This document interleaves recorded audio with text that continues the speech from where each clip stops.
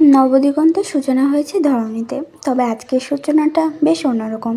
পাখির কিচিমিচির, ভোরের নরম রোদ, কাঁচের জানালার ফাঁক গলিয়ে সূর্যের ম্যাজিক্যাল আলো ছায়া কিংবা অরুর গলা ছেড়ে বাজখায় চিৎকার, সব কিছু অনুপস্থিত আজ।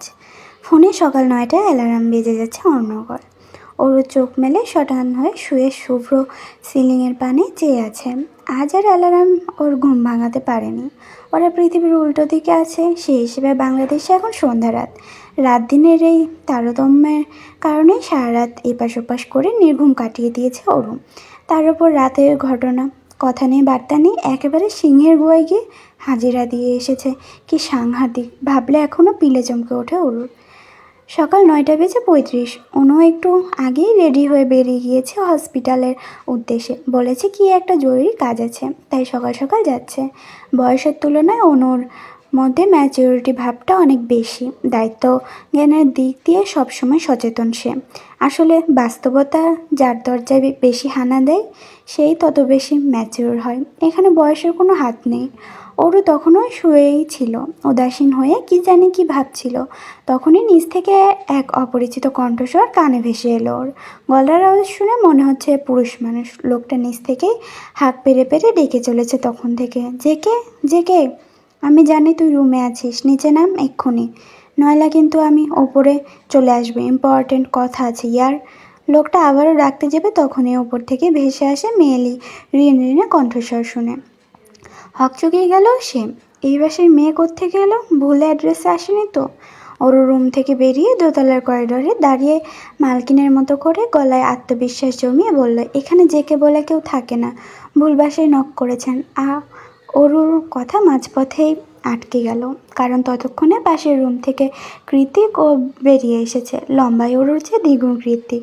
ওর মুখভঙ্গিমা দেখতে হলে অরুকে মাথা উঁচিয়ে চাইতে হয়। এই মুহূর্তে অরু সেভাবেই তাকিয়ে আছে কৃতিকের মুখের দিকে। অনুভূতিহীন টকটকে ফর্সা মুখশ্রী জুড়ে দুদিন ক্লিন শেভ না করা খড় দাড়িগুলো মাথা চারা দিয়ে আছে। দাঁতে দাঁত চেপে আছে বলে তীক্ষ্ণ চোয়ালটা ব্লেডের মতোই ধারালো মনে হচ্ছে। লম্বা চুলগুলো এলোমেলো হয়ে কপাল ছুঁয়ে আছে, আর পেছন দিক থেকে ঘাড়। সেই সাথে এঁটে আছে গোলাকার দুটো ভাসা ভাসা চোখ। প্রথম দর্শনে 31 বছরের কৃতিককে অরুর চোখে গ্রিক গডের মতোই সুদর্শন ঠেকল। Go back to your room. পাশ থেকে আসা একটা গমগমে আওয়াজে অরুর ধ্যান ভেঙে গেল। বেকুবের মতো পাশে তাকিয়ে উল্টে আবার প্রশ্ন করলো, ব্যাপারটা এমন যে আমাকে বলছেন? কারণ কৃতিকের দৃষ্টি এখনও একইভাবে সামনের দিকেই স্থির। Go back to your room. শান্ত নিষ্প্রভ কণ্ঠস্বর, তবে কথার মাঝে আটকে আছে কঠোর আদেশ। কৃতিকের এক্সপ্রেশন, বাচনভঙ্গিমা কিছুই মাথায় ঢুকলো না অরুর।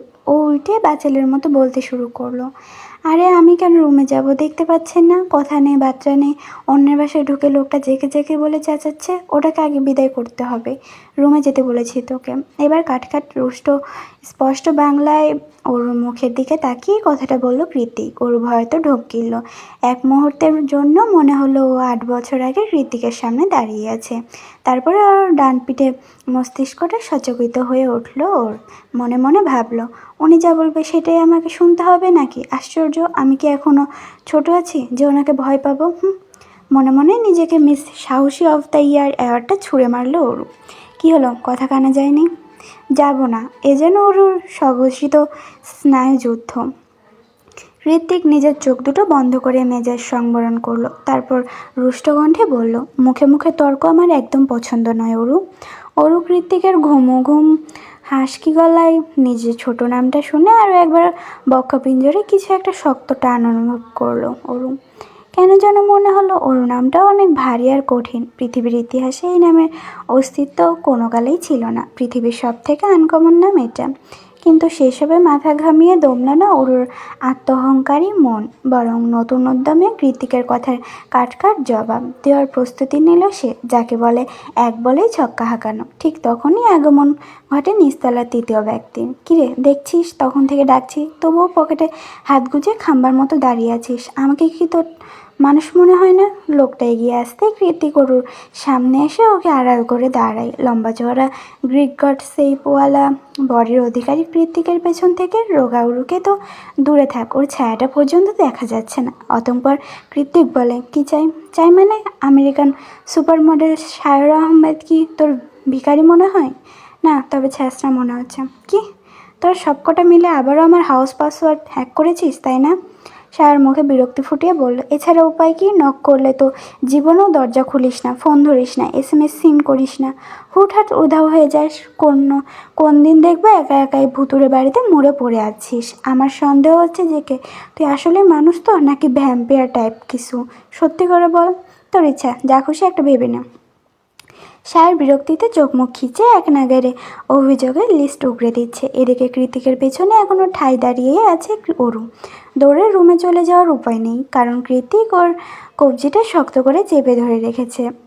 মুখ দিয়ে কিছু বলবে তার সুযোগ হচ্ছে না, কারণ শায়রের মুখ নন স্টপ চলছে।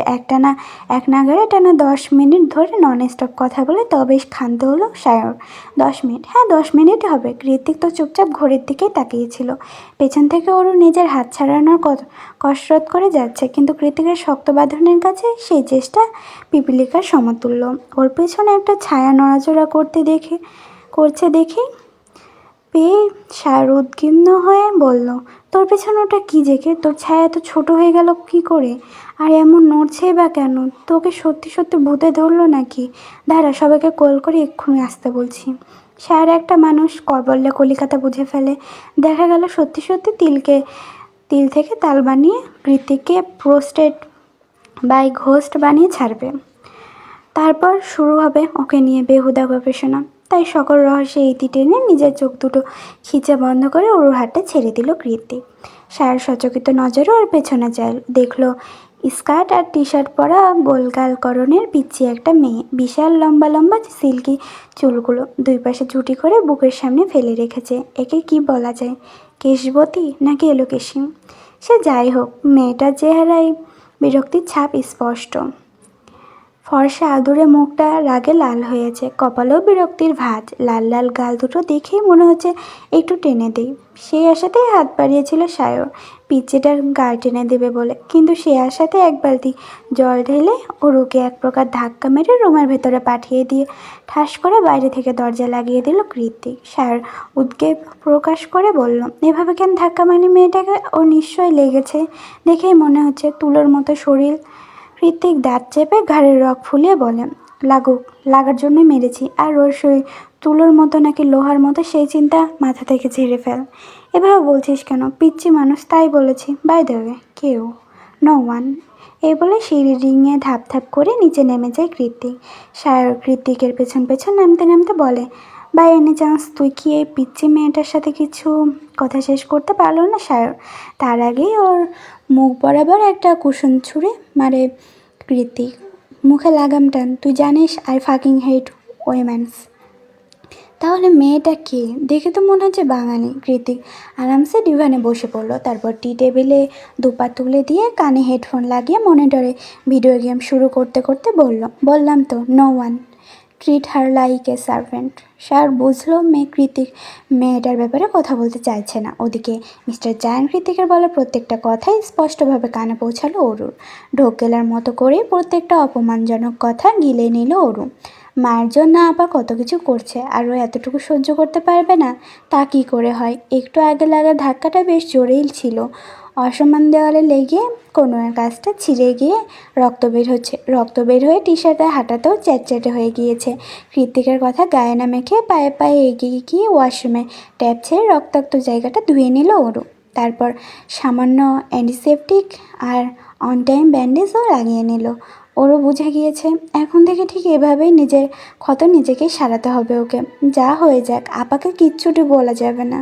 সায়র কাউচে শুয়ে ফোন টিপছে আর কৃতিক মনিটরে বাইক রাইড খেলছে। হঠাৎ করে কি মনে করে শোয়া থেকে উঠে বসে সায়র গ্রন্থদের মতো কপালে ভাঁজ রেখে বলে, এলিসার বাবা জেল থেকে ছাড়া পেয়ে গেছে। কৃতিকের দৃষ্টি মনিটরে আটকে আছে এখনও। ও চুইংগাম চিবোতে চিবোতে বলল, আই নো। এবার নিশ্চয়ই খারাপ কিছু হবে এলিসার সাথে। তুই আছিস কি করতে? সায়র দীর্ঘশ্বাস ছেড়ে বলল, এবার আরও বেশি সতর্ক থাকতে। এবার শুধুমাত্র এলিসা নয়, আমরা চারজনই টার্গেট।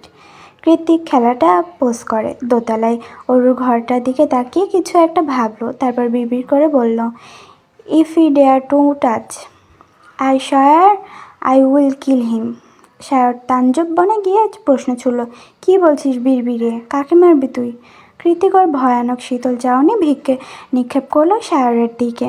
বাজ পাখির নজরের মতোই তীক্ষ্ণ সে চাউনি, ওর চোখ জোড়ায় যেন একটা জীবন্ত থ্রেট। চোখের কোণে করুর হাসি ঝুলিয়ে খুব আস্তে আস্তে জবাব দিল কৃতিক, এলিসার বাবাকে। সকাল গড়িয়ে দুপুর হয়েছে, এখনও ফেরেনি অনু। অবশ্য ফেরার কথাও না, বলে গিয়েছে ফিরতে সন্ধ্যা হবে। হঠাৎ করে বিদেশের মাটিতে পা রেখেই ওর আপার এত ব্যস্ততা ধরতে পারলো না অরু।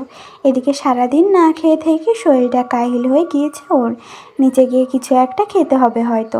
না খেয়ে প্রেশার ফল করে অসুস্থ হয়ে গেলে বিদেশের মাটিতে কে দেখবে ওকে?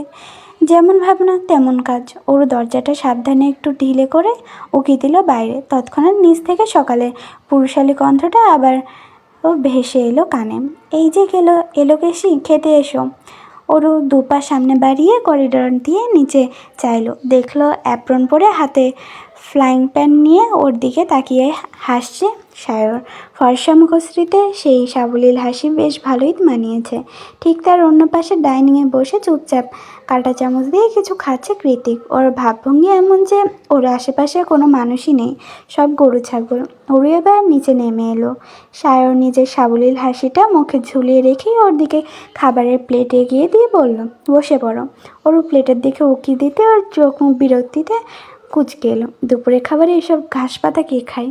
সাথে এক টুকরো মাংস ভাজা, স্টেক হবে হয়তো, আর একটুখানি ম্যাশড পটেটো, ব্যাস এতটুকুই লাঞ্চ? গোল গোল অসহায় চোখ করে ওদের দুজনার দিকে তাকালো অরু। সায়র একবার অরুর দিকে আর একবার কৃতিকের দিকে তাকাচ্ছে। কৃতিক খেতে খেতে বলল, দেখতে তো এইটুকুনি, এত খাবার রাখিস কোথায়? খুব রাগ হলো ওরুর। আমেরিকা এসেছে বলে এইসব ঘাস পাতা খেয়ে বাঁচতে হবে? তাছাড়া ভাত নেই, ডাল নেই, তরকারি নেই, এটা কেমন দুপুরের খাবার? ছ্যা, মনে মনে আমেরিকান গ্রিন কার্ড ধারা বাঙালিদের হাজারটা তিরস্কার জানল ওরু। দেশে থাকে না বলে দেশের ঐতিহ্যটাও ম্যাশ পটেটোর সাথে ভর্তা বানিয়ে খেয়ে ফেলেছে এরা। তারপর আর গোছে নিজের লম্বা চুলগুলো হাত খোপা করে ওনাটা কোমরে পেঁচিয়ে এগিয়ে গেল রান্নাঘরের দিকে। ক্যাবিনেট আর ফ্রিজ হাতের কাছে চাল ডাল যা পেল সব কিছু একসাথে মাখিয়ে চুলায় বসিয়ে দিল। কয়েক মিনিটের মধ্যে খিচুড়ির মোমো গন্ধে সুবাসিত হয়ে উঠল চারিদিক। সায়র নিজের প্লেট সরিয়ে রেখে রান্নাঘরের দিকে উকি ঝুঁকি দিচ্ছে। ওর কাণ্ডে কৃতিক ভূকুঞ্চিত করে বলল, কী হলো, খাচ্ছিস না কেন? খেয়ে বিদায় হ। সায়র দাঁত কেলিয়ে বলল, খিচুড়ি, কতদিন পর বাঙালি খানা, লোভ সামলাতে পারছি না। কৃতিক আবারও নিজের খাওয়ায় মন দিল। একটু পর এক প্লেট খিচুড়ি এনে সায়রের সামনে রাখলো ওরু। গরম খিচুড়ির গন্ধে খিদেই পেট গুড়মুড়িয়ে উঠল ওর। অরু বলল, খেয়ে বলুন তো কেমন হয়েছে? গরম খিচুড়ি মুখে নিয়ে আবেশে চোখ বুজে এলো সায়রের।